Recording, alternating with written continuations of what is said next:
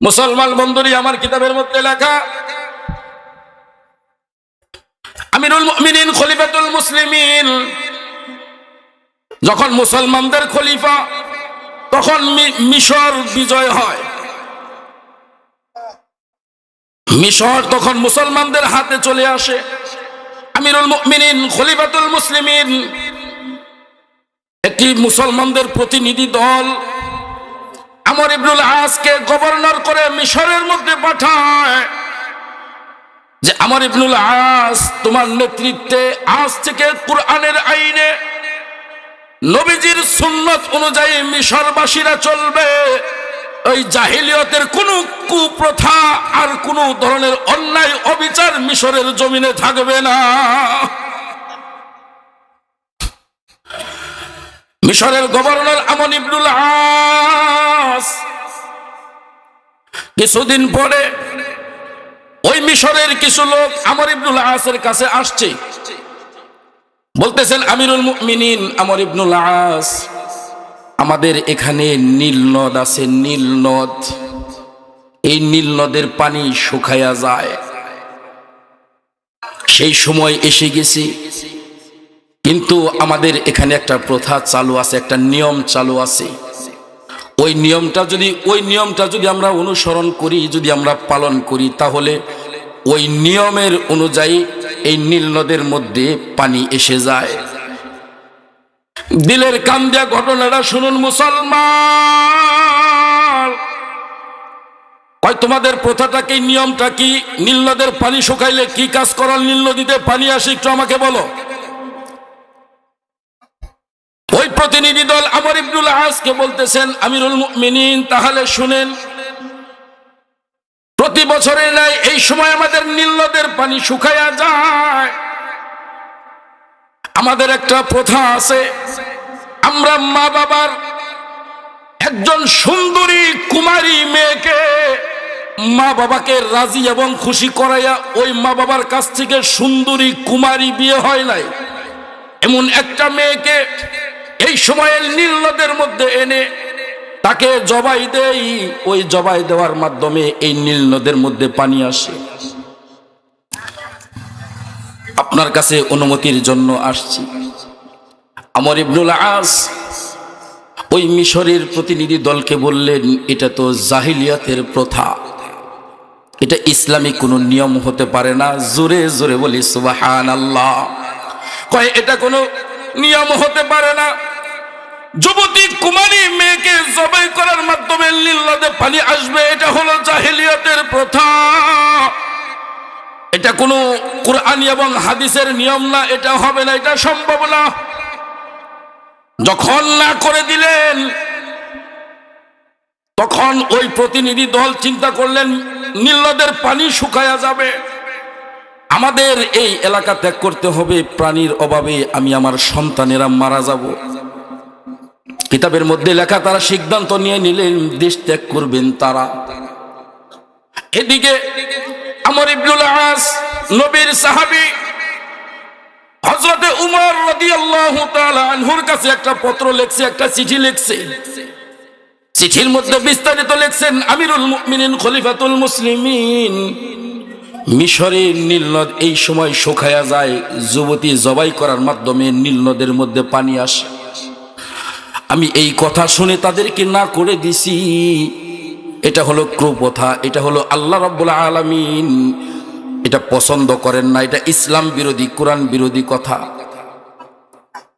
চিঠি আমিরুল মুমিনিন যখন দেখলেন এবং পড়লেন, আমিরুল মুমিনিন খলিফাতুল মুসলিমিনের চোখ থেকে অজরে পানি ঝরতেছে আর বলতেছে, আহারে, আমর ইবনুল আস কত সুন্দর মানুষ, আমি মিশরের গভর্নর হিসাবে আমি পাঠাইছি।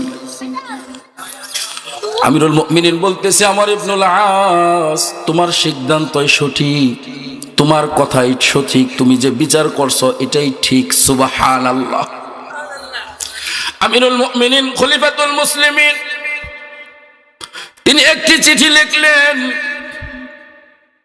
চিঠি লিখে বললেন যে, হে আমর ইবনুল আস, নবীর সাহাবী, তোমার এই চিঠির সাথে সংযুক্ত করে এটা নীল নদের মধ্যে ফেলে দিবা।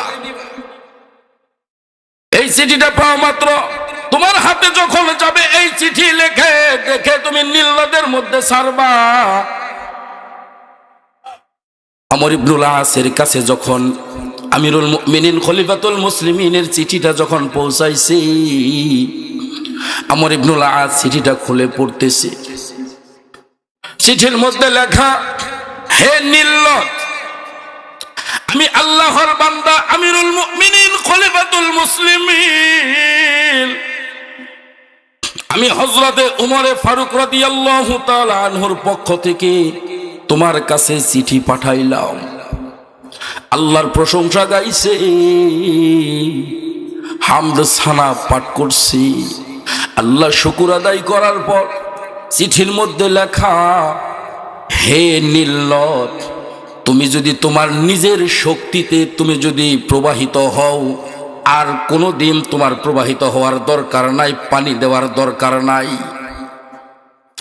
দেখেন মুসলমানদের খলিফার জবাব দেখেন, চিঠির মধ্যে লিখছে, হে নীল নদ, তুমি যদি তোমার শক্তিতে তোমার পাওয়ারে যদি তুমি প্রবাহিত হও, যদি তুমি পানি দাও, তাহলে তোমার পানি দেওয়া লাগবে না।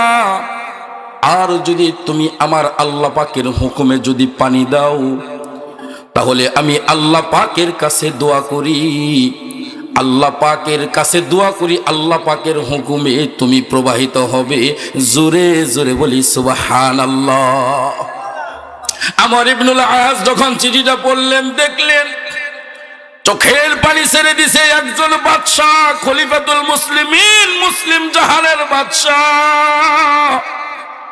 আমিরুল মুমিনিনের চিঠিটা যখন একত্রিত করে অদস্ত কিতাবের মধ্যে লেখা, নীল দরিয়ার মধ্যে, ওই নীল নদের মধ্যে ছাড়ছে।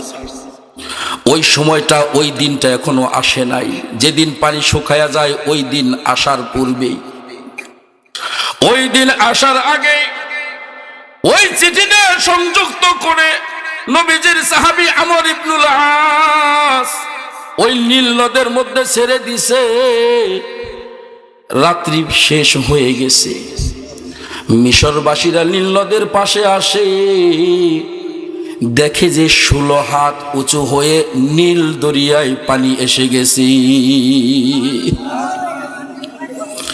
16 হাত উঁচু হয়ে নীল দরিয়ার মধ্যে পানি এসে গেছে।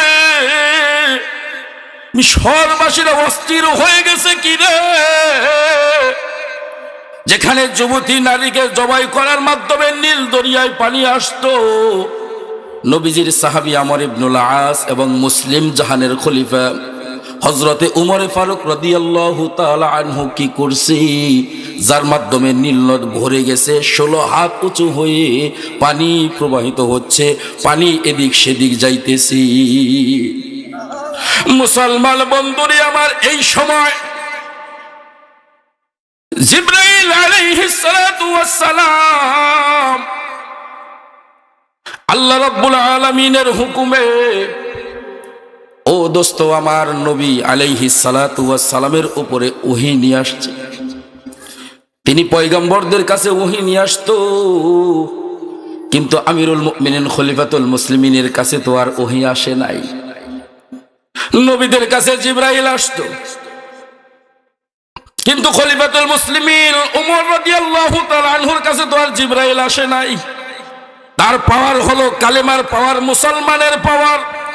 মালিকের কাছে দোয়া করছে, আল্লাহ রাব্বুল আলামিন এমন ভাবে দোয়া কবুল করছে, নীল নদের কাছে ক্ষমতা দেখায় নাই, নীল নদকে বলে নাই, বলছে আল্লাহর হুকুমে তুমি প্রবাহিত হবা। ও দোস্ত আমার, ইমানদারের কত পাওয়ার, কালেমার কত পাওয়ার। কালেমা যে মানুষ পড়বে, এই অনুযায়ী আমল করলে এখনো আমার আল্লাহ রব্বুল আলামিন মানুষের কথা শুনবে। কথা বলেন ঠিক না ব্যাঠি? এখনো মানুষ কথা শুনবে। চিঠির মাধ্যমে নীল নদের মধ্যে পানি আসছে, খবর নিয়ে দেখুন। এই কারণে মনে রাখবেন, কোন সময় কোন ইমানদার মুমিনের সাথে কখনো কোনো সময় উচ্চ স্বরে কথা বলবেন না, বেদবিমূলক আচরণ করবেন না। তাদের সঙ্গে সব সময় নম্রতা ভদ্রতার সঙ্গে কথা বলবেন, কারণ ইমানদারের সঙ্গে স্বয়ং আসমানের মালিক রব্বুল আলামিন কুল কায়নাতের মালিকের সাথে সম্পর্ক।